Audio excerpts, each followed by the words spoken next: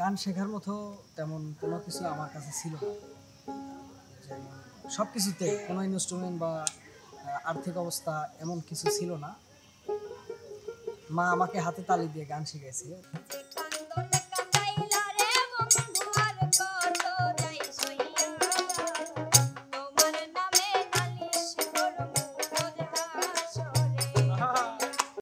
আসসালামু আলাইকুম সুপ্রিয় দর্শক, কেমন আছেন? আশা করি ভালো আছেন। আপনাদের দোয়া এবং ভালোবাসা আমরাও খুবই ভালো আছি। আজকে আপনাদের সামনে আমার পক্ষ থেকে উপস্থিত করেছে আমাদের প্রিয় শিল্পী ইনামুল ভাই, স্মৃতি আপু, সাথী আপু, বিটল নানা, মানিক ভাই এবং আমি রনি।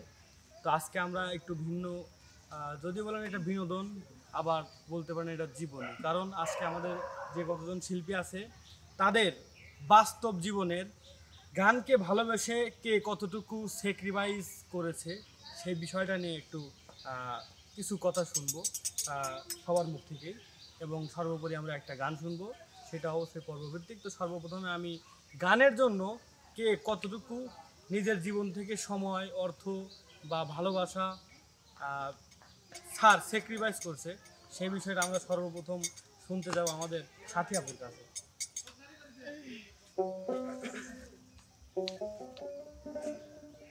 আমার জীবনের কাহিনী অনেক, বলতে গেলে ফুরাবি না। তারপরে শর্টকাটে বলি, আমার ফ্যামিলিতে আমার আব্বা ছাড়া গানের রিয়াজ সাপোর্ট কেউই করতো না। আব্বা মরে যাওয়ার পরে থেকে আমার ফ্যামিলির থেকে আমি গান গাইতাম জেনে মানে বাড়ি থেকেই বের করে দিছে যে গান টান ভালো লাগে না, ওসব আমরা পছন্দ করি না, ভাই বোন সবাই বাড়ি থেকে বের করে দিছে। বাসা ভাড়া নিয়ে থাকতাম। আমার জীবনে যত কষ্ট শুধু খালি এই গানের ইয়া নিয়ে। গানে এখন আমার পেশা, গানই আমার নেশা, গানই আমার এখন বেঁচে থাকার সব অবলম্বন। কত বছর ধরে গান করেন? গান গাই তা প্রায় 20 বছর। গানই সব গানটা সাধারণ। ধন্যবাদ আপনাকে। তো এখন হচ্ছে চলে যাবো আমাদের দ্বিতীয় ব্যক্তির কাছে। তিনি হচ্ছে আমাদের বিটল নানা। একটু জোরে। আমি যখন বয়স আমার তখন 14-12 এরকম হবে, তখন তো আমি গানের জগতে ঢুকি। গান তো আমার খুব কম গাইতাম, বিশেষ করে আমি তবলা বাজাইতাম, বাচ্চাদের নাচ করাইতাম। তো আমার এই গানের পিছনে, আমার এই উৎসব পিছনে আমার এক দুলাভাই ছিল। আমার দুলাভাই খুব সাপোর্ট করত, যার কারণে আমি এখানে আসছি। আর বিশেষ করে চ্যানেলে প্রথম যখন আমি কাজ করি, RM ডামা, RM মিডিয়া, আমার এই রিপন ভাই, আমার প্রথম জীবনের প্রথম আমি এই চ্যানেলে কাজ করি। এখান থেকে আমার এই চ্যানেলে কাজ, যাই হোক, মোটামুটি সব কিছু আমার কাছে ভালো লাগে। অভিনয়, গান, সব কিছুই ভালো লাগে। রনি ভাই, আসলে মানে সবারই কষ্ট করে এই গানের জগতে আসা। তো এই পর্যায়ে কাকে ডাকতে চাচ্ছি? আমি এই মুহূর্তে হচ্ছে মানে কিছু কথা শুনবো আমাদের। এক সময় আমি যখন মিডিয়াতে নতুন ঢুকি, তখনকার সবচাইতে মানে ফেমাস জুটি ছিল বন্যা ইনামুল। তো কিছু কারণে, যেটা আর এখন নাই, আমাদের প্রিয় নতুন আরেকটি মুখ পেয়েছি, আমাদের স্মৃতি আপু।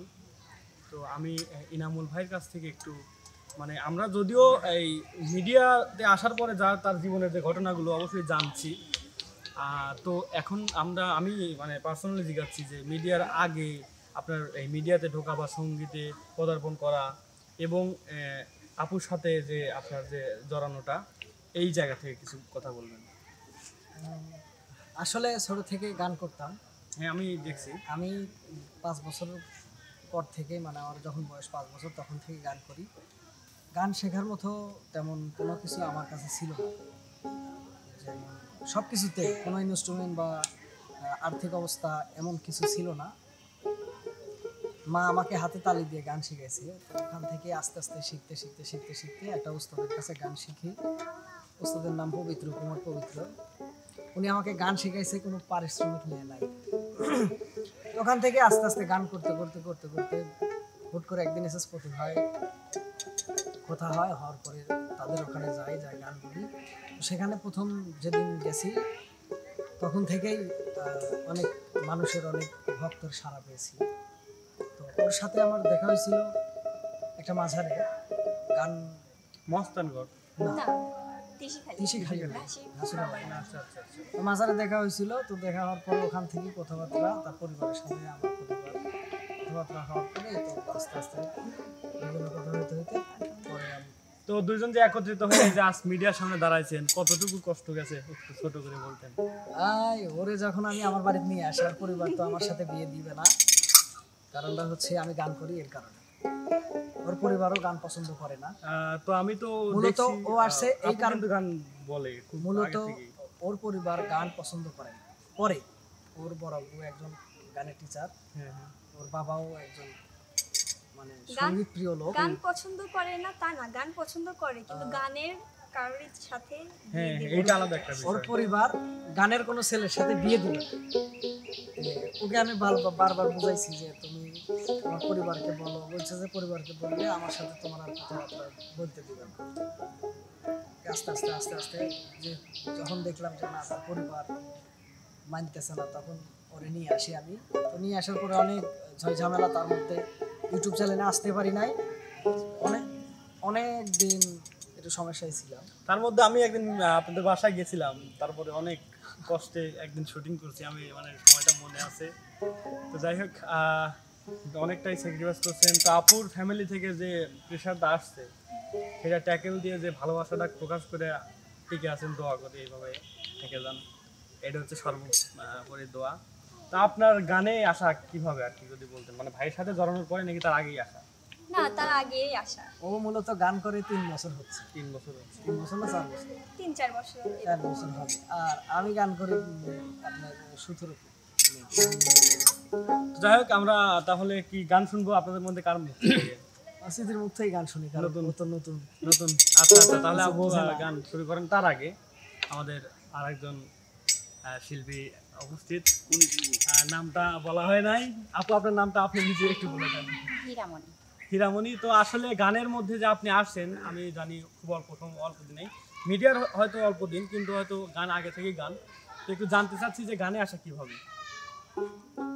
এত গল্প করে বলার মতো তেমন কিছু নেই, ভালো লাগে এই জন্যই আর কি গান বলি মাঝে মাঝে। যাক, অসাধারণ, আপনাকে অসংখ্য ধন্যবাদ। দয়া করি এভাবে এগিয়ে যান। তাহলে আমরা আবার চলে আসি আমাদের শ্রীকাপুর কাছে, তার কণ্ঠে গান শুনি। যে কান্দন কান্দাইলা রে বন্ধুরার কত যাই সইয়া, তোমার নামে নালিশ করমু রোজ হাসরে যাইয়া। যে কান্দন কান্দাইলা রে বন্ধুয়ার কত যাই সইয়া, যে কান্দন কান্দাইলা রে বন্ধুয়ার কত যাই সইয়া, তোমার নামে নালিশ করমু রোজ হাসরে, তোমার নামে নালিশ করমু রোজ হাসরে যাইয়া।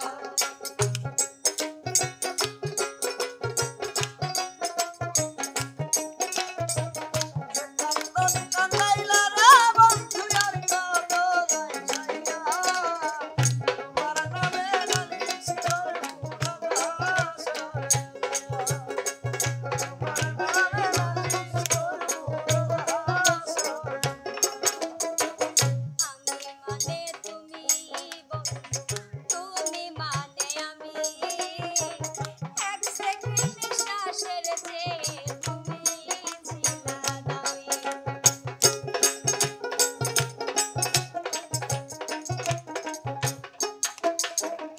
আমি মানে তুমি বন্ধু, তুমি মানে আমি, এক সেকেন্ড শ্বাসের চেয়ে তুমি ছিলা দামি।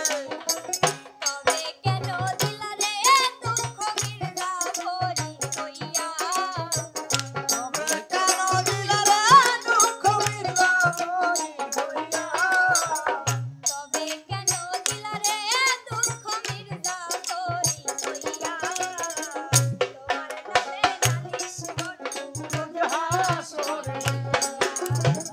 তোমার নামে নালিশ করমু রোজ হাসরে যাইয়া।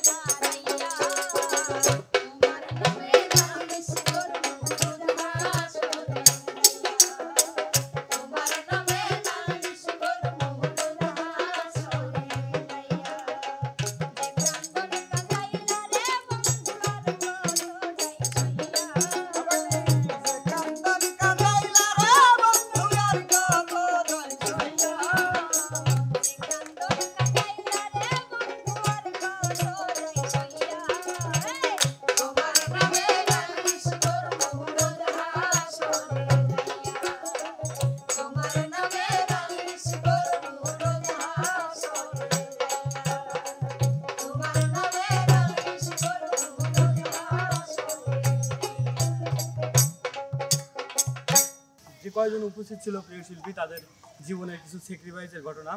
তো খুবই ভালো লাগলো শুনে, সবার জন্য থাকলো দোয়া। তো আজকের বিনোদনটি কেমন লেগেছে অবশ্যই কমেন্ট করে জানাবেন এবং লাইক সাবস্ক্রাইব করে পাশে থাকবেন। নেক্সট ভিডিও আসা পর্যন্ত সবাই ভালো থাকবেন, সুস্থ থাকবেন। আল্লাহ হাফেজ।